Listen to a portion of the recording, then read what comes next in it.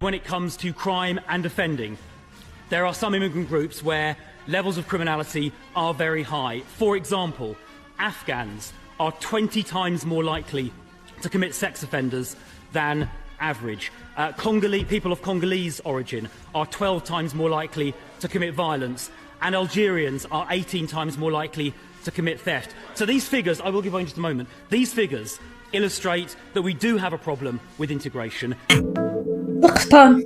المغرب جاب الحجة من عهد الموحدين والجزائر جابت الطاوس. واش عمرك شتي شي طاوس كيدافع على القفطان؟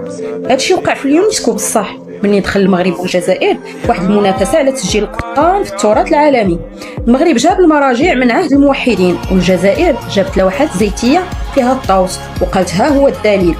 المغرب جايب التاريخ قب الجلابه. المغرب ما صدقش الهضره، جاب الدليل من ايام كان عبد المؤمن القومي كيسير الدوله الموحديه.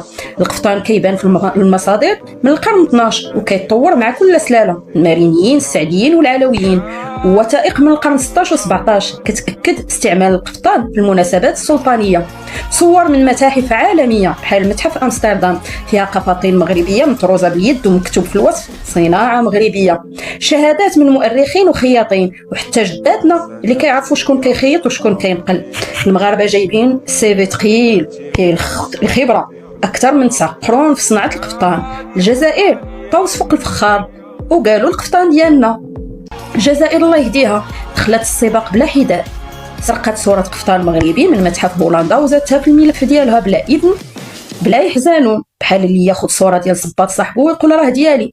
جابت لوحة فيها طاوس وقالت هاد الطير من عندنا، إذا اللبسة اللي فيها طاوس حتى هي ديالنا. قالت أن القفطان اللي لبساتو الإمبراطورة سيسي جزائري والله العظيم، ولكن الوثائق الأوروبية قالت هادشي مغربي ولا شك. عقود زواج قديمة فيها كلمة قفطان وداروها دليل واخا ما كايناش صورة ولا قماش ولا تطريز غير الكلمة. جابوا فخار فيه رسمة الطاووس وقالوا الدليل السري، بحال اللي يلقى صورة خبز في كتاب ويقول أنا مخترع الكسرة. اليونسكو داروا ليها الطاووس في العين. اليونسكو تشدات بين جوج، المغرب جايب تواريخ مصادر واسماء ديال المتاحف والجزائر جايبه لوحات زيتيه صور مسروقه وشويه ديال النيه. في الاخير اليونسكو قالوها بالحرف وخرجوا معاهم ثرى، الصوره مزوره والملف ما فيه لا توثيق لا معقول، والقفطان فعلا تراث مغربي اصيل. الخلاصه القفطان ماشي كيكه باش نقسموها بالنوايا. المغرب حافظ على القفطان من عهد الموحدين وخلى كل سلاله تزيد عليه المتة ديالها. الجزائر في بلاصه ما تخيط بقات تلصق.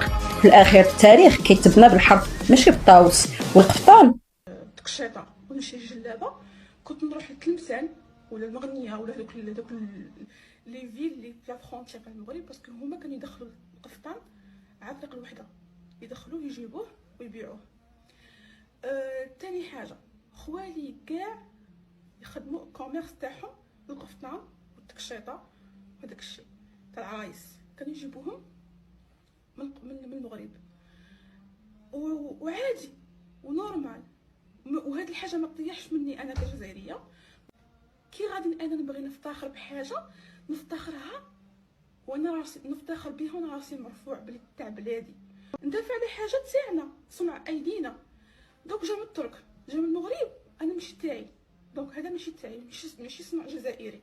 كاع العالم وكاع لي ستار يقول لك القفطان مغربي، يجي انا نقول لهم لا قفطان مش جزائري ماشي مغربي. اكبر دليل على انه القفطان ما ينتسبش لينا وما عندهش، احنا ما عندناش بلاصه عندنا في الجزائر، انه العروسه كي تلبس قفطان ولا زوج ولا تقشيطه ولا زوج في الجهاز تاعها في التصديرات تاعها، تلبس من كاع الولايات واخر شيء تلبس قفطان ولا تقشيطه ولا حاجه.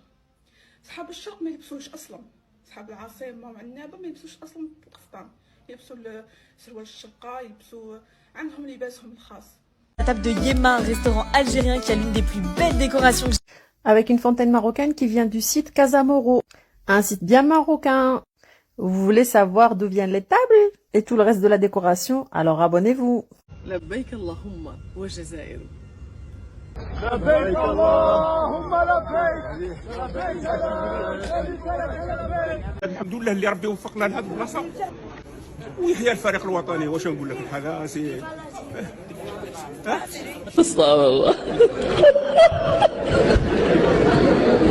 Les gars, il y a Sarkazat Kidbazat qui nous a sorti une photo sur son Facebook il y a 4 jours où elle dit c'est une photo d'une fille qui provient des archives d'Algérie et qui date de 1930 et que cela prouve que les Algériennes étaient des princesses depuis toujours.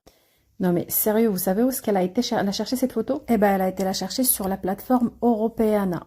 C'est une plateforme qui contient de vraies archives et qui est financée par l'Union européenne. Et là on trouve la fille marocaine. Regardez, c'est écrit jeune juive de Tétouan, judéo-marocaine. C'est une photo qui a été prise en 1920. Cette photo a été fournie par le Centre culturel judéo-marocain. Et elle y est toujours.